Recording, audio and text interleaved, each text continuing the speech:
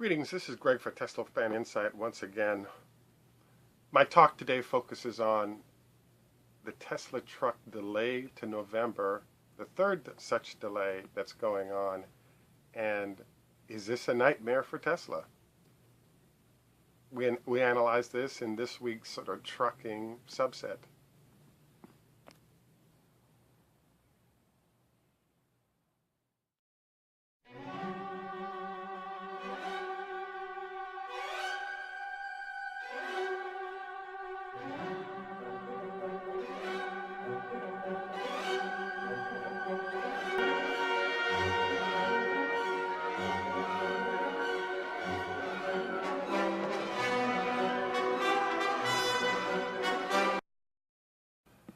Greetings, this is Greg for Tesla Fan Insight. I've chosen to revisit, usually what I try to do is have us take a look at, by the way, the Gates for States, No Daimler Ni Hao Ma, Chinese, Russian, and German.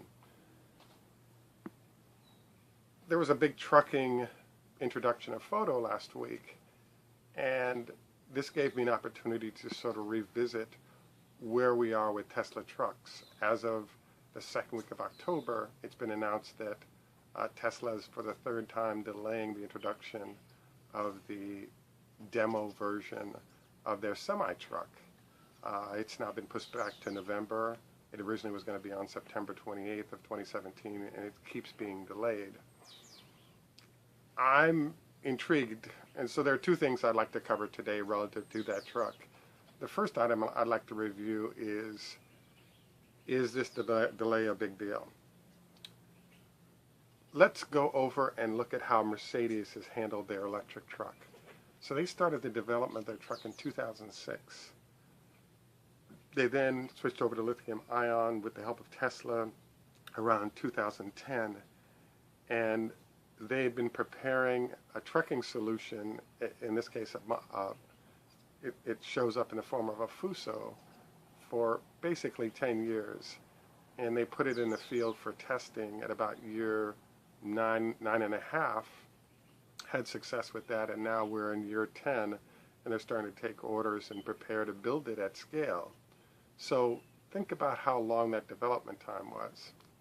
In the case of Tesla, they hired a guy away from Freightliner, who was one of the top guys for their U.S. operations of Mercedes at first Freightliner, to take over the effort to create a legitimate Class 8 semi-truck. And we're a year in, and according to Elon, he's been test driving it already in May of this year, 2017. Now, this is kind of interesting because, as you can see, there's a difference between 1 year of development and 10 years. Tesla gets a little bit of a pass here because most of what really makes a semi different is the battery, and that's their expertise, bread and butter. So you could argue they've been working on the battery stuff way longer relative to automobiles and trucks than Mercedes has been, and therefore they have the expertise to deliver it. In the case of Mercedes, the process they use is to send a truck out and have an engineering team following that truck all the time to make sure everything is running properly and collect data that can be used relative to other vehicles and expectations of how they're going to perform. So one would expect Tesla's currently doing this with the models in the hands of customers, and so therefore there's a lot of data being collected that'll be used to help it work properly. The bombshell that nobody is sort of heavily discussing that I thought was fascinating is if you take a look at the photos provided of the truck soon to be announced. I was actually expecting a Mercedes logo on there because of how long Tesla and Mercedes have been working together, and that they're still working on the other electric truck products that are being produced by Mercedes in the form of the Fuso Mitsubishi truck, that the e-Canter that's been produced. And so if you look at the picture carefully, there's actually no logo there. So that's part of them sort of hiding who it is. But I think what it really says is that truck's gonna have a Tesla logo on the front. The issue that's coming up is that only the largest fleets in the world can afford to interface with Tesla at this point.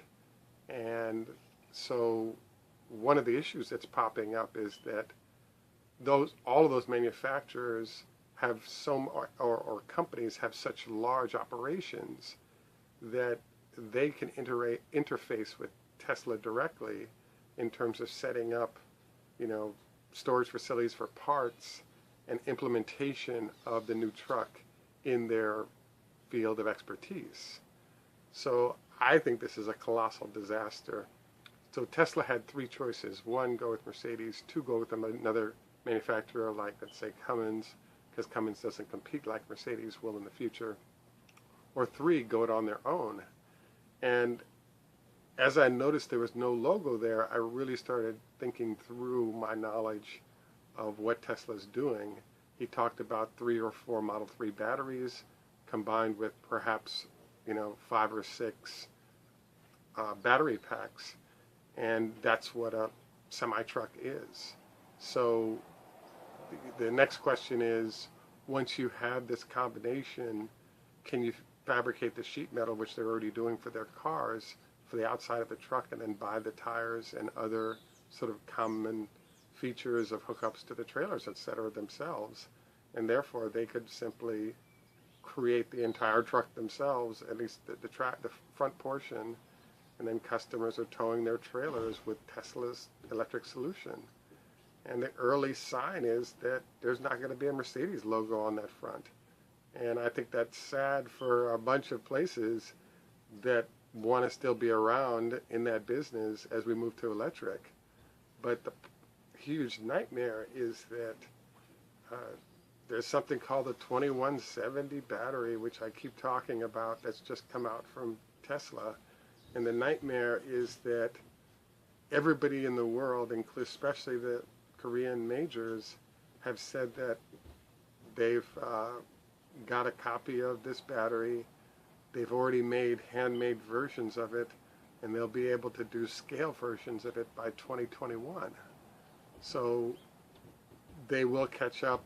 Obviously there's no doubt about it because they have great engineering, but the nightmare is that until then, you have a whole bunch of entities that cannot get supply of that battery, and it's a huge step forward for the industry because it basically makes an electric motor or engine price competitive with a regular diesel or ICE engine.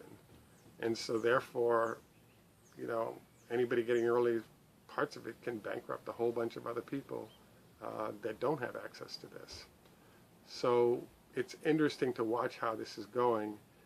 The other thing that's interesting to watch, which sort of has two sides to it, is should Tesla be even showing this thing off? And I say that because in theory, the customers, like most of the people that are fascinated to see what this looks like, test it out, etc., might be investors or owners who are just intrigued. But in terms of who's ever going to get to drive this thing in the next 5 years, it's only the richest and largest shipping and delivery companies in the world. And so if you ain't one of them, it's none of your business what this thing looks like under the hood, because you are not their direct customer. You're an indirect customer because they're going to be moving your goods, but you're not a direct customer. And there's a huge amount of competitive sort of theory and process that's baked into what they've developed. So having to show anything or say anything is actually a competitive sort of nightmare, disaster, bad news for Tesla. So the good news is, there's good news and bad news. The good news is that we haven't seen it yet in person and watched it operate. The bad news is if you like Tesla and want them to succeed, the fact that you haven't seen it, but you know the customers are using it and testing it out is good. So based on the Mercedes model of good engineering, I think we need a year's worth of customer testing, and then they can fire off about the data with that. And that data, I think that where that data is going to be is pretty obvious, which is a way better solution than what they've currently been doing with ICE. But it'd be nice to see some good process in there, because sometimes things out of the lab don't work as expected. So again, we sort of reviewed two general points. One, Tesla was late on the intro of the new vehicle. I don't think that it's a big deal, because unlike cars, they're not beholden to consumers in terms of them interfacing. The real customers here are the big truck companies. Two, that 2170 is a killer battery because of how low cost and how well and the weight and all the other proportions it has. It's an incredible product that's a game changer for everyone. I don't have any more to add to it currently. This is Greg for Tesla Fan Insight. Tschüss, macht's gut, au revoir, lahit verhot.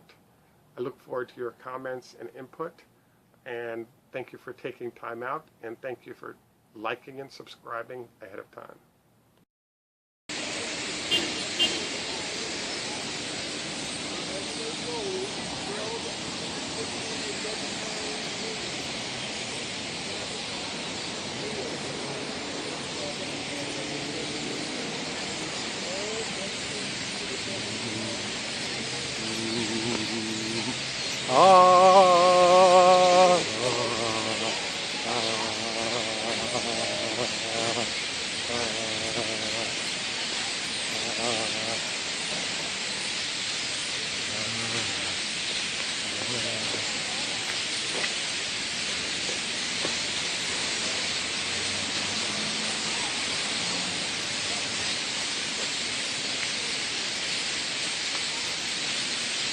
The birds are going absolutely nuts.